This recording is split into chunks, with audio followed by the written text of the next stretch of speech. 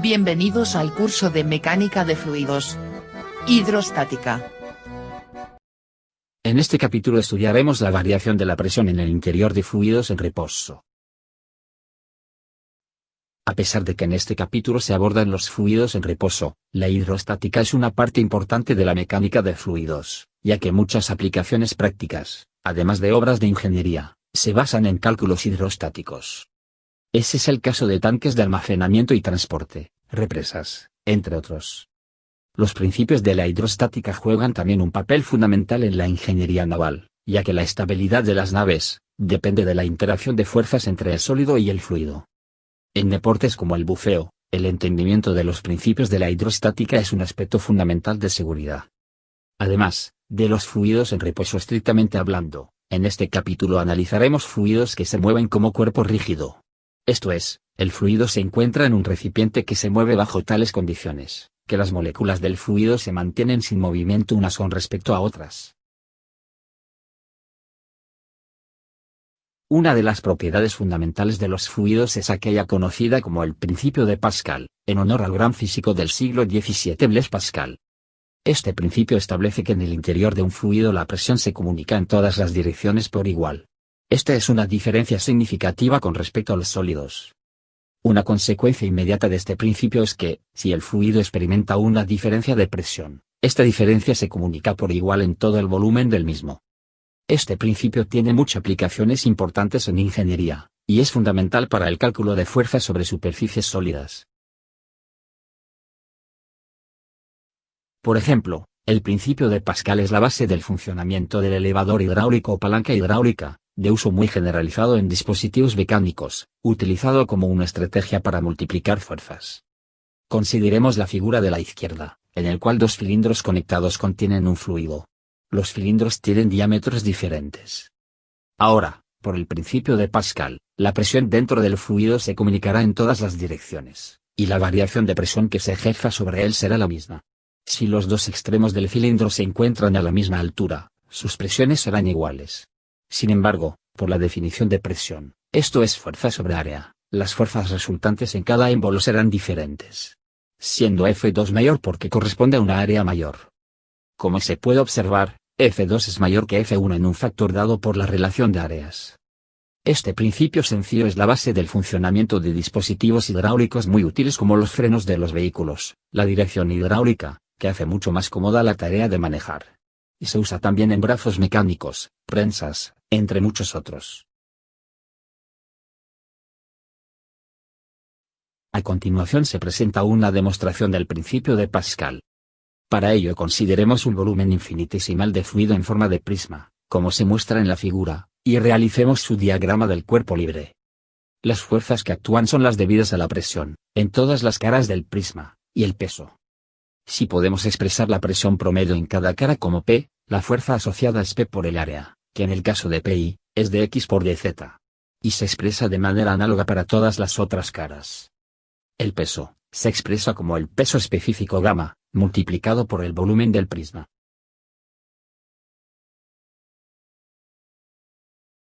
La segunda ley de Newton establece que la fuerza es igual a la masa por la aceleración.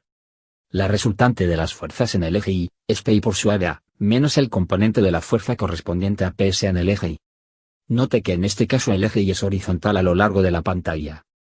La resultante en el eje vertical Z, es PZ, menos el componente de la fuerza correspondiente a PS en el eje Z, menos el peso. Así, obtenemos dos expresiones para los componentes de la aceleración, en función de las diferencias de presiones en las tres caras. Ahora, nuestro interés es en un valor puntual, es decir cuando el volumen del prisma tiende a cero. En ese caso, dx, d, y dz serán cero, por lo que los términos de la derecha se anulan. Esto resulta en el hecho de que la presión en Y, en Z, y la presión en una dirección con ángulo arbitrario son iguales, que es el enunciado del principio de Pascal.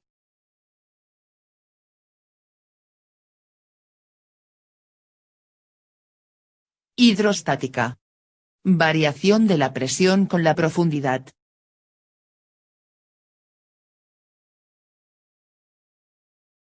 El efecto del aumento de la presión con la profundidad es muy intuitivo para nosotros.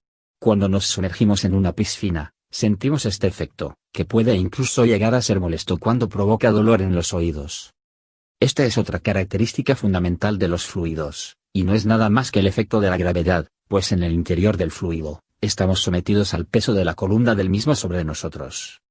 Por cursos anteriores, sabemos que la presión varía linealmente con la profundidad.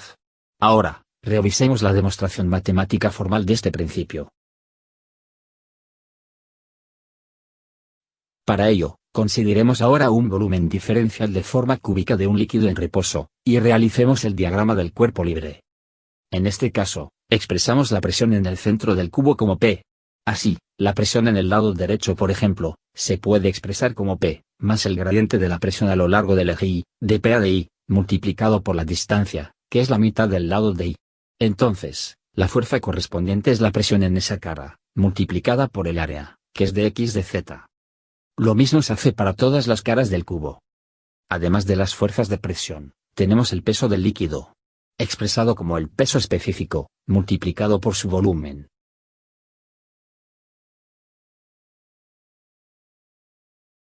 La fuerza resultante actuando en el elemento, se puede escribir de forma vectorial, como la suma de sus componentes en cada eje, multiplicado por el respectivo vector unitario, I, J, K. Haciendo la sumatoria para el componente I, observamos que el valor de la presión P, en el centro se anula, quedándonos expresada la fuerza en función del gradiente a lo largo del eje I, multiplicado por el diferencial de volumen. De forma análoga obtenemos el diferencial de fuerza correspondiente a cada uno de los ejes, obteniendo expresiones similares. Reemplazando estos valores en la expresión de la fuerza resultante obtenemos una expresión en función de los diferenciales de presión. Ahora, observando cuidadosamente, vemos que esta suma de diferenciales corresponde esencialmente a la definición del gradiente. De tal manera que nuestra expresión puede ser expresada de manera más simplificada.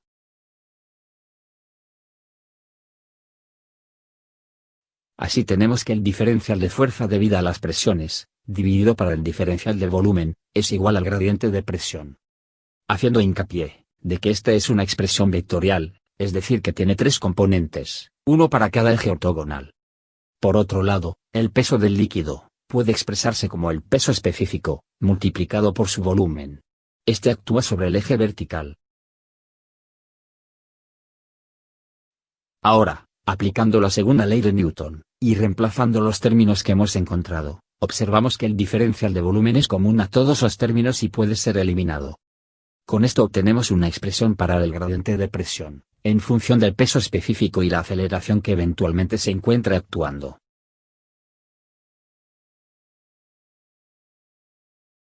Ahora, analicemos el caso específico de un fluido estrictamente en reposo, en el cual la aceleración es cero. En este caso, nuestra ecuación vectorial indica que los componentes x y y del gradiente de presión son cero. El gradiente de presión en z es igual al peso específico con signo negativo. El signo negativo aparece porque el eje z positivo está dirigido hacia arriba. Esta es la expresión general de los fluidos en reposo, o hidrostática. Integrando esta ecuación, obtenemos la expresión que indica que la presión varía de forma lineal con la profundidad. Es decir, la presión dentro de un fluido es igual a la presión en un punto de referencia, más el peso de la columna de líquido entre los dos puntos. El principio de vasos comunicantes. Un efecto directo de la relación entre la profundidad y la presión es el así llamado principio de vasos comunicantes. Este principio establece que si varios recipientes, independiente de su forma y dimensiones, se encuentran conectados por su parte inferior, el nivel de líquido contenido en ellos alcanzará el mismo nivel. Este principio se usa de forma muy simple e inteligente en la práctica de la construcción para determinar niveles, usando una manguera transparente con líquido en su interior. Es muy difícil de otra manera garantizar con tal precisión la igualdad de los niveles.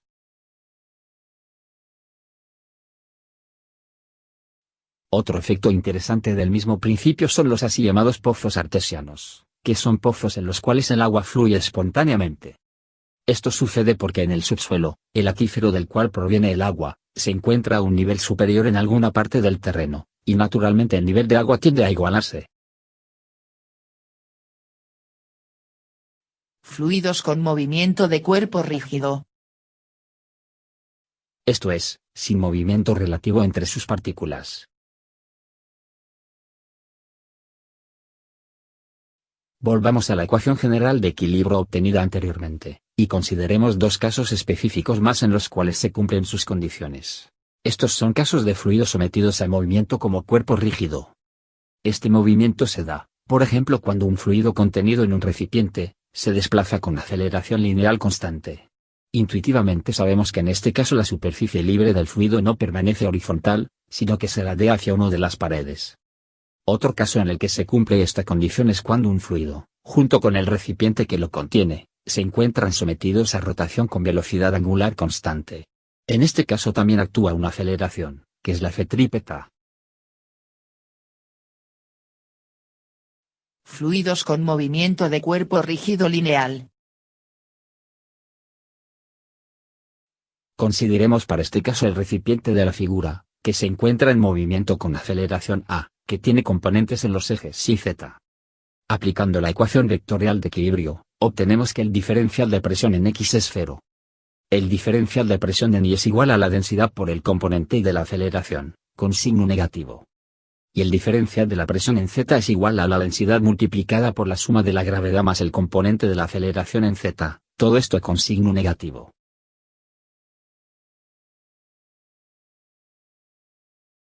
Así, el diferencial total de la presión puede expresarse como la suma de sus componentes parciales.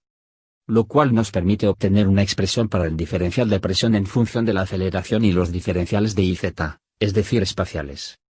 Observemos que esta expresión también resulta en una variación de carácter lineal. Es decir, la superficie libre desarrollada por el efecto de este movimiento con aceleración es un plano. Inmediatamente podemos determinar la pendiente de la superficie libre, y de las líneas de presión constante, es decir, cuando el diferencial de presión es 0.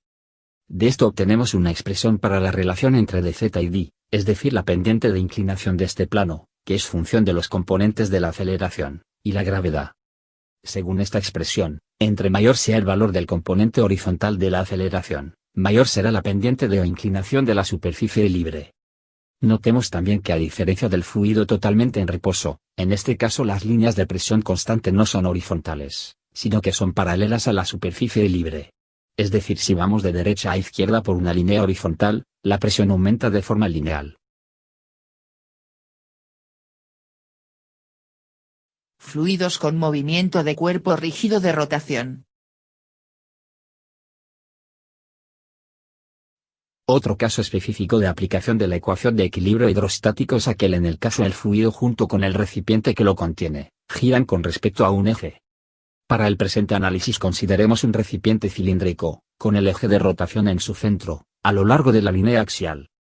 Por facilidad, conviene utilizar coordenadas cilíndricas ortogonales, con el eje z en la vertical, el eje r radial, y el eje θ perpendicular al radio.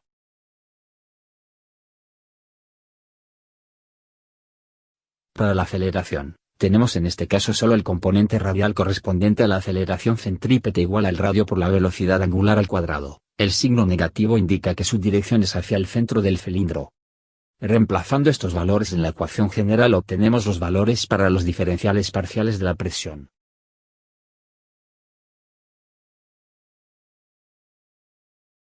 Y reemplazando estos valores obtenemos el diferencial total de la presión, que es una función del radio y de la velocidad angular al cuadrado en el eje radial, y de la gravedad en el eje vertical. Al integrar esta ecuación, obtenemos una expresión para la presión en el interior del fluido. Observemos que esta relación es cuadrática en R, y lineal en Z. Es decir, en el eje Z se mantiene el incremento similar al caso de los fluidos en reposo, es decir, lineal. Por otro lado, la presión aumenta de forma cuadrática con el radio. Esto quiere decir que la superficie libre de un fluido sometido a rotación como cuerpo rígido, adoptará una forma parabólica, cuyo parámetro dominante es la velocidad angular. De la misma manera, las líneas de igual presión se obtienen cuando el cambio de presión es 0. Esto nos permite obtener la ecuación de la parábola, o familia de parábolas, que representan líneas de presión constante. Como se muestra en la figura, estas son paralelas de forma parabólica.